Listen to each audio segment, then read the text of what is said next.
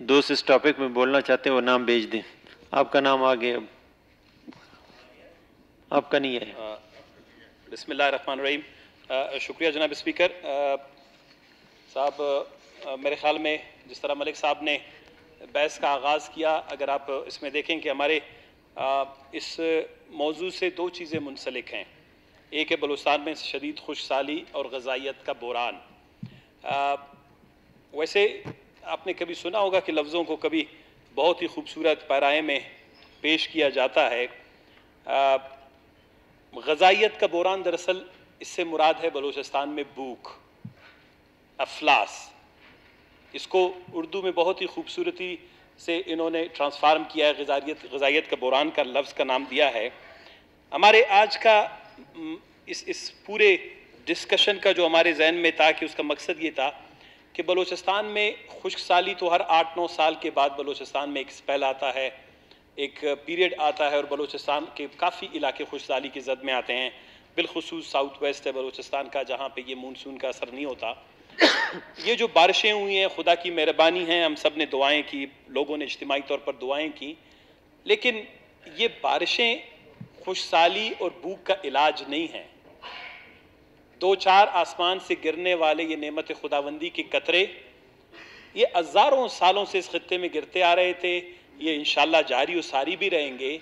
लेकिन बलूचिस्तान में जो ओवरऑल खुश्क साली ने जो तबाही मचाई है, इसका जो माशी असर हुआ है, इसका जो माशरती असर हुआ है हमारे माशरे पर, इसका हमारे लोगों की सेहत पर, रोज़गार पर, वो एक बहुत दकीक मौजू है।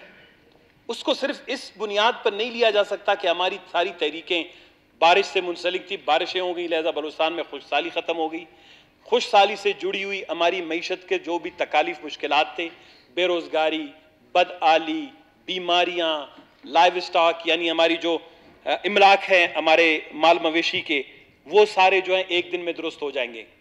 और ये सूबा तकरीबन 70 साल से बलूचिस्तान इसी तरह के हालात से गुजरता रहा है। तो खुशहाली के हवाले से मलिक साहब ने जो तकरीबन कवर कर लिया, उस पर कुछ बातें की, मैं ज़्यादा दोहराऊंगा नहीं। हमने पिछली भी असम्बली में खुशहाली का जो 5 नवंबर को मुझे याद है हमारी करारदाद थी, 5 नवंबर को उसमें तफसीली बात हुई, हुकूमती अरकान सारे बैठे हुए हैं। हमने उस वक्त उनसे एक गुजारिश की थी कि अगर आप मुत्तफ़क़ा तौर पर अपोजिशन की जानिब से लाए गए करारदाद की हिमायत तो कर रहे हैं, लेकिन आपको ये सोचना होगा कि जब तक आपने बलूचिस्तान के इन अजला को जहां पर कैद साली अपने शद्द मद के साथ पाई जाती है, खुश्क साली अपने शद्द मद के साथ पाई जाती है, उसको 2-4 बारिशें उस खुश्क साली के असरात को माशी, माशरती, रोजगार, सेहत के हवाले से खत्म नहीं कर सकती। आप बलूचिस्तान के इन 18 से 20 अजला को आफत ज़दा इलाका करार दें, उनको क्लेमेटी एज एरिया, ड्राउट अफेक्टेड एरिया करार दें और वहां पर उन अजला में एक डेवलपमेंट इमरजेंसी नाफिज करें। डेवलपमेंट इमरजेंसी, एक तो इमरजेंसी होती है जो पुलिस की होती है, जिससे हम हमेशा वाकिफ हैं, एफसी वाले तय करते हैं।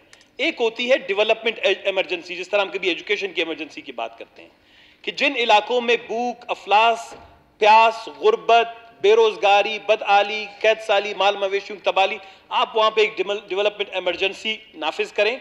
और हमने जो पीएसडीपी का डिस्कशन किया था उसको उसके साथ लिंक करके जो भी पीएसडीपी बनाएंगे, जो भी डेवलपमेंट प्लान बनाएंगे, उसको लिंक करें कि जी वो इस खुशहाली के असरात से निपटे। ये एक विजनरी लीडरशिप का काम होता है कि वो इन तमाम मामलात को एक दूसरे के साथ इंटरलिंक करके खुशहाली के लिए लॉन्ग टर्म प्लानिंग करते हैं। और खुशहाली में सिर्फ ये नहीं हुआ था कि जी बारिशें नहीं हुई, हमारे कुछ चरागाहें वहां पर। खुशहाली ने हमारी सकाफत को, हमारे लोगों की आबादी को, हमारे गांव और शहर जो है, गांव के गांव गैराबाद हो गए और कब्रिस्तान आबाद हो गए खुशहाली की बदौलत। यह एक बहुत बड़ा कौमी अलमिया है और इसके असरात बलूचिस्तान में आने वाले 30 से 40 सालों तक रहेंगे। इसका बराह रास्त ताल्लुक हेल्थ से है, इसका बराह रास्त ताल्लुक वाटर एंड सैनिटेशन से है, इसका बराह रास्त ताल्लुक एजुकेशन से है, इसका बराह रास्त ताल्लुक एम्प्लॉयमेंट से है, इसका बराह रास्त ताल्लुक हमारी सोशल साइकोलॉजी से है, डेवलपमेंट से है।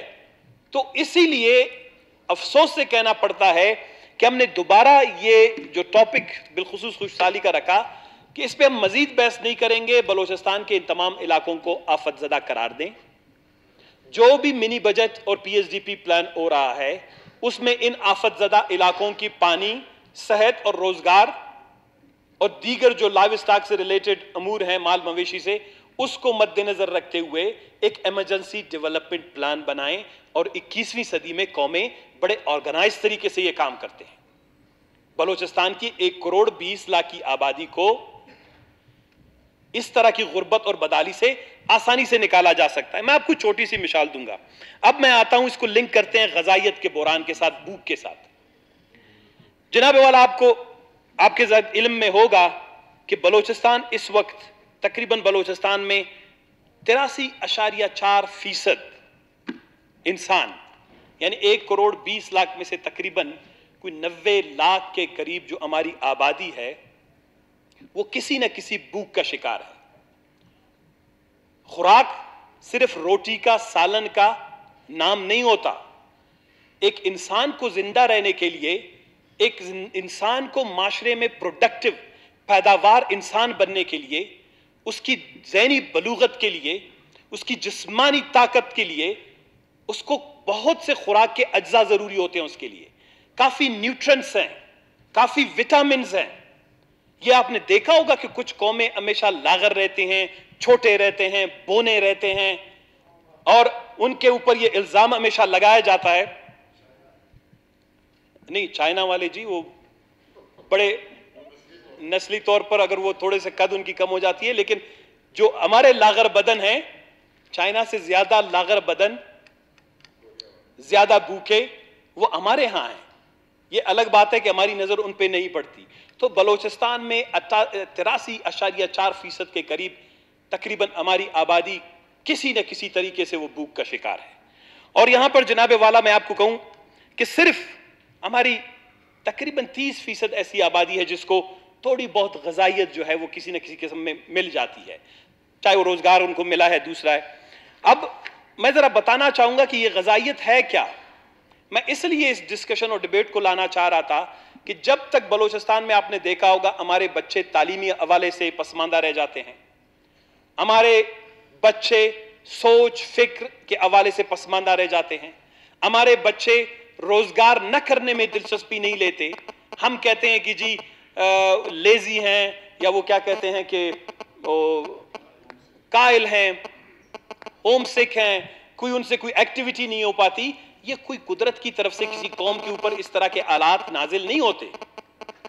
ये जनाबे वाला दरअसल माशरे में जिस तरह की आपको तरक्की, जिस कौम को यानी बलोचिस्तान में 62% इंसानों को पीने का साफ पानी मुयसर ना हो, बलोचिस्तान की तकरीबन 80% आबादी को सेहत की अच्छी सहूलतें मुयसर ना हो। बाप को सुनकर हैरानगी होगी कि बलोचिस्तान में हर 1000 बच्चों में से 160 बच्चे और करीबन 170 गो के एदाद व शुमार इसलिए सही कभी नहीं होते, हमारे यहां सारी चीजें रिकॉर्डेड नहीं है। 170 बच्चे आउट ऑफ 1000 बच्चों में से वो अपनी जिंदगी के 5वां साल या 5वां बहार देख नहीं पाते।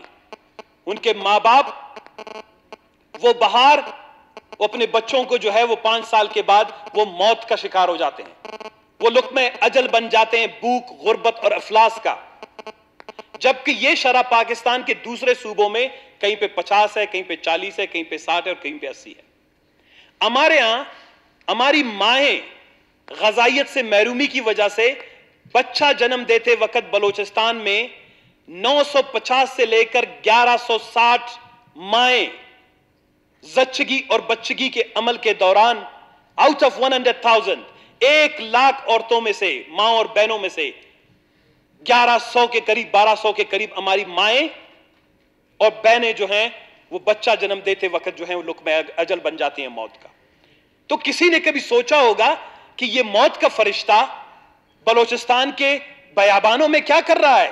मौत के फरिश्तों को भी किसी आबाद जगह पे होना चाहिए था, लेकिन इसलिए ये वीरान जगहों पे मौत का फरिश्ता हमारा पीछा कर रहा होता है कि हम सियासी जमातें, हम पॉलिटिकल पार्टीज, हम हुक्मरान, हम कभी भी जमहूरियत को, हुकूमत को गुर्बत के साथ, भूख के साथ, अफलास के साथ, मौत के साथ, बेरोजगारी के साथ लिंक नहीं करते। ये सारी चीजें एक दूसरे के साथ इंटरकनेक्टेड हैं। मुंसलिक हैं और कौमों की तरक्की भी मुंसलिक है बीमारियों के साथ, भूख के साथ, अफलास के साथ। 5 किस्म की ग़िज़ाइयत से महरूमी की जो है वो अक़साम हैं। लागरपन है, दरमियाने दर्जे की ग़िज़ाई कमी है, शदीद दर्जे की ग़िज़ाई कमी, बहुत टेक्निकल टर्म्स है, मैं उन सब में नहीं जाना चाहूंगा। हमारे काफ़ी दोस्त वैसे भी असम्बली में आज हमारे अराकीन नहीं हैं, हुकूमती अराकीन, इस बहस में उनको बैठना चाहिए था। उसकी एक वजह है, हुकूमत बलोचिस्तान ने कुछ दिन पहले भी मेरे ख्याल शायद कोई छोटी सी मीटिंग और कॉन्फ्रेंस की। बलोचिस्तान की ब्यूरोक्रेसी में हुकूमत में कुछ हैं जो दूरंदेश लोग हैं, जो इन मामलात को समझते हैं।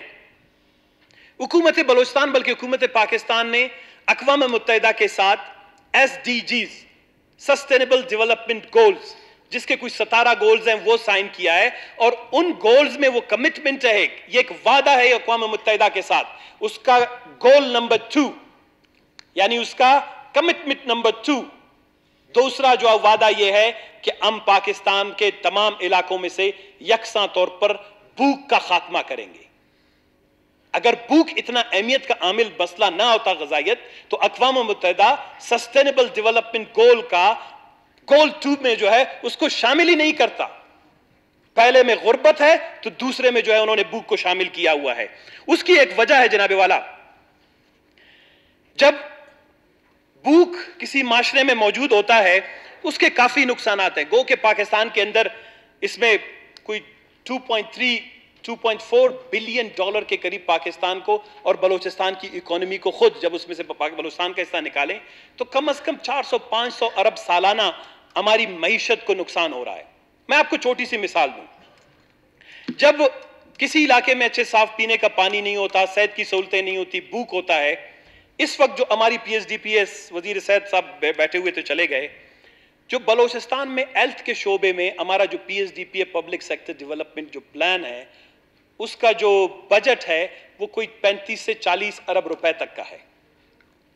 एक सेहतमंद कौम को 1 करोड़ 20 लाख की आबादी है हमारी, हमें सेहत के शोबे में इतने वैसे बजट की जरूरत नहीं थी।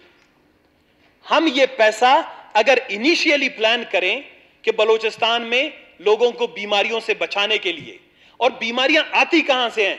बीमारियां आती हैं public health, engineering, water and sanitation, उनका मिनिस्टर साहब भी अभी उठ के चला गया। ये सारी चीजें एक दूसरे के साथ लिंक हैं। अगर आप बलूचिस्तान में 100%, 100% लोगों को, आबादी को पीने का साफ पानी, जो तमाम जरासीम से, बीमारियों से पाक पानी फराम करें, बलूचिस्तान का ऑटोमेटिकली हेल्थ का बजट 10 से 12 अरब रुपए तक नीचे आ जाएगा। कभी आपने ये डिस्कशन बलूचिस्तान के गवर्नमेंट में, कभी उनकी हुक्मरानी में, कभी हुकूमत में नहीं सुना होगा, इसलिए कि हमने हुक्मरानी को, मैं जिस तरह भी मलिक साहब तकरीर करके जा रहे थे, मैं बार बार दोहराता हूं, बदकिस्मती सूबे की, इसकी अवाम की यह है कि यहां पे जो भी आता है वो यहां पे शहनशाहियत कायम करके ट्रांसफर पोस्टिंग, और 5 महीने में मां सिवाय सेक्रेटरियों के, डिप्टी कमिश्नरों के, वुजरा के ट्रांसफर पोस्टिंग के कुछ नहीं हुआ और नहीं भी होगा, इसलिए कि यह बहुत बड़ा माइंडसेट है। जब तक बलूचिस्तान में गवर्नेंस का माइंडसेट चेंज नहीं हुआ है, जब तक इदारे चेंज नहीं हुए, उस वक्त तक ये भूख इसी शद्दुमत के साथ बढ़ेगा और जारी रहेगा। बांग्लादेश और इथोपिया का जिक्र आपने काफी सुना होगा। बांग्लादेश 1970 में, 71 में हमसे अलग हुआ। 1970 की दहाई में, 80 की दहाई में बांग्लादेश और इथोपिया वो इलाके हुआ करते थे जहां लोग, जहां बच्चों की तस्वीरें दिखा रहे हैं कि गिद्ध उनका गोश्त नोच रहे हैं, और यही सूरत-ए-हाल इथोपिया की, बांग्लादेश की थी। हमसे बांग्लादेशियों ने जो मुतालबात किए वो भी सारी, वो भूख से, वो बदहाली की वजह से वो पाकिस्तानी फेडरेशन और पाकिस्तान की सियासी अशराफिया और उसकी पॉलिसियों से बेजार हो गए। तो जनाबे वाला, आज वही बांग्लादेश और इथोपिया दुनिया में भूख और गुर्बत के खात्मे के लिए एक मिसाल बन गए हैं। उन्होंने अपनी डेवलपमेंट पॉलिसियां आज बांग्लादेश जैसा, जिसको जब वो हमारे साथ पाकिस्तान में हुआ करते थे, जिस तरह आज बलोचों का या पश्तूनों का या किसी और कौम का मजाक उड़ाया जाता है, जाहिल है, कायल है, बोने हैं, इसी तरह उनका मजाक उड़ाया जाता था। आज उनका जनाबे वाला फॉरेन एक्सचेंज रिजर्व पाकिस्तान के फॉरेन एक्सचेंज रिजर्व का डबल है। वो किसी मुल्क के पास नहीं जाता। इसकी उन्होंने क्या किया? उन्होंने अपने इंसानों पर तवज्जो दी, उन्होंने भूख का खात्मा किया, बीमारियों का खात्मा किया, जहालियत का खात्मा किया, अच्छी तालीम दी। काफी इंटरवेंशन है, उनका जिक्र अगर मैं करूंगा कोई भी रिलेवेंट मिनिस्टर यहां बैठा नहीं है, वक्त भी जाया हो जाएगा, आप भी बेजार हो जाएंगे। अब इस वक्त सूरत-ए-हाल क्या है कि दुनिया में कोई 795 मिलियन के करीब लोग जो हैं वो गो के किसी न किसी तरह ग़िज़ाइयत से महरूम हैं। और पूरी दुनिया में अगर कोई खित्ता है जो सबसे ज्यादा ग़िज़ाइयत से महरूम या भूखों का रीजन या खित्ता कहलाया जाता है, उसको जनूबी एशिया कहते हैं। और जनूबी एशिया में अगर सबसे ज्यादा भूख और अफलास पाया जाता है, जनूबी एशिया जो तकरीबन 2 अरब के करीब अब इंसानों की जो है वो आबादी वाला एक सब कॉन्टिनेंट है, तो वहां पर जनाबे वाला बलोचिस्तान सबसे पहले नंबर पे आ जाता है। ये बलोचिस्तान की जो है, बलोचिस्तान का तारुफ है जो कल भी हमने कहा कि वसाइल से मालामाल होने के बावजूद भी। अब ये है ग्लोबल हंगर इंडेक्स, जो ग्लोबल हंगर इंडेक्स जो बनाया गया था उसमें ये दिया गया था। अब पाकिस्तान की सूरत हाल देख लें, ये मेरे पास एक और इंडेक्स है कि हम पाकिस्तान इस वक्त यानी 22% पाकिस्तान की आबादी इंतहाई भूख का शिकार है, ग़िज़ाइयत की महरूमी का शिकार है। और हम सूडान से भी पीछे हैं, हम इथोपिया से भी पीछे हैं, हम बेनीन जैसे छोटे मुल्क से जिसको बनाना रिपब्लिक कहते हैं उनसे भी पाकिस्तान पीछे। यानी हमारे यहां भूख वाफर मिकदार में पाया जाता है। लेकिन अफसोस की बात यह है कि यह भूख बलूचिस्तान में नहीं होनी चाहिए थी। बलूचिस्तान में भूख को मिटाने के लिए अब ग़िज़ाइयत का हमने हमारी कुछ कमिटमेंट्स हैं।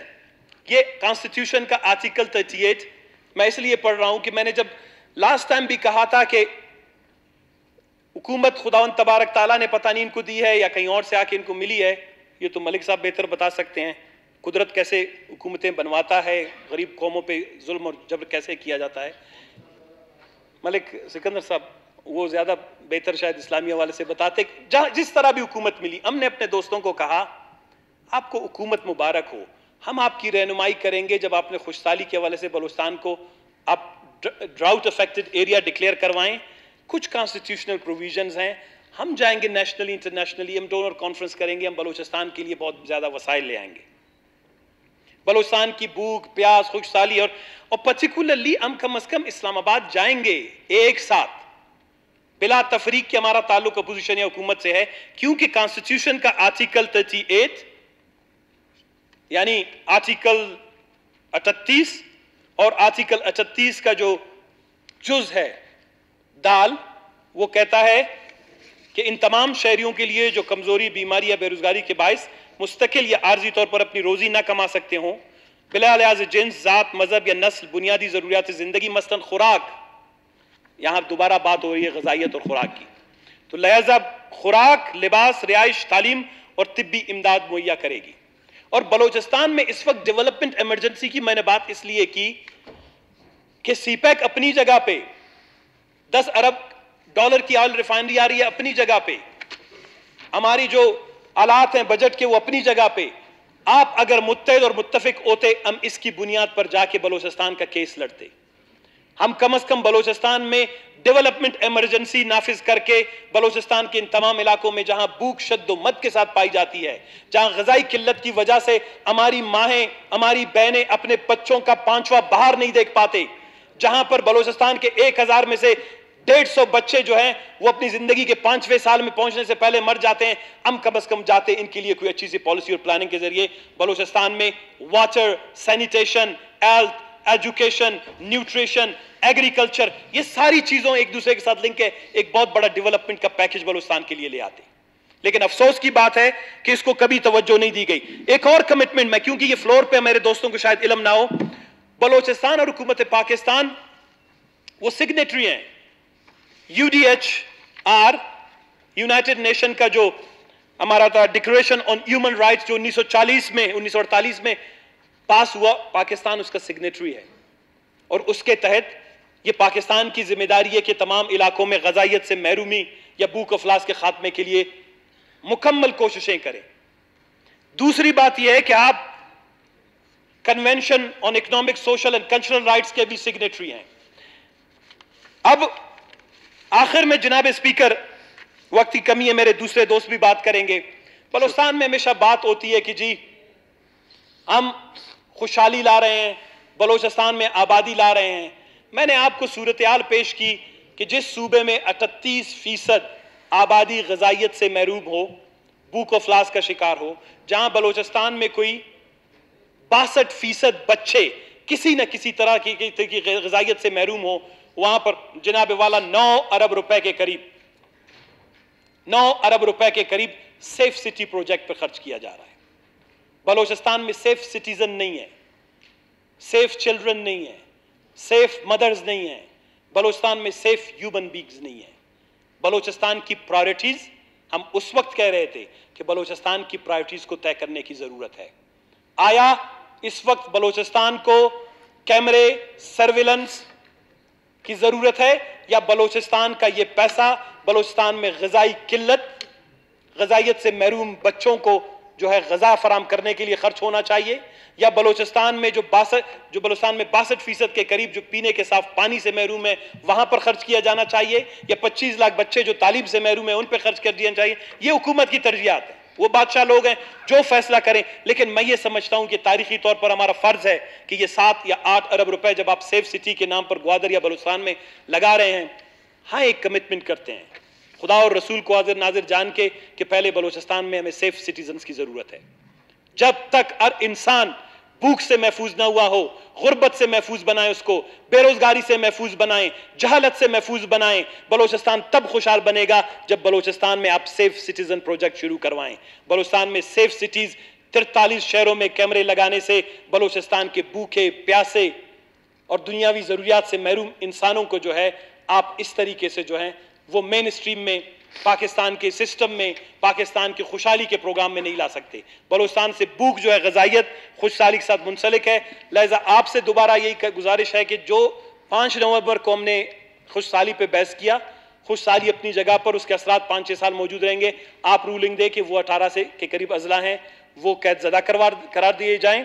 और दूसरी बात यह है कि जो बलूचिस्तान की तरजीहात हैं, बलूचिस्तान असम्बली में ये भूख और अफलास को मिटाने के लिए जो PSDP बन रही है या मिनी बजट बन रहा है, उसको किस तरीके से डिस्ट्रिक्ट प्रोफाइलिंग बना के जिन अजला में गुर्बत और भूख अफलास सबसे ज्यादा उसके साथ मुंसलिक करके एक कंप्रिहेंसिव बलूचिस्तान डेवलपमेंट प्लान बनाया जाए, रादर देन ट्रेडिशनल आउटडेटेड जो दकियानूसी बोसीदा PSDP बनते जा रहे हैं, उससे जो है बलूचिस्तान की जान खलासी हो सके। शुक्रिया जनाब स्पीकर। जी शुक्रिया सना बलूच साहब। सईद फजल आगा साहब। बिस्मिल्लाहिर्रहमानिर्रहीम।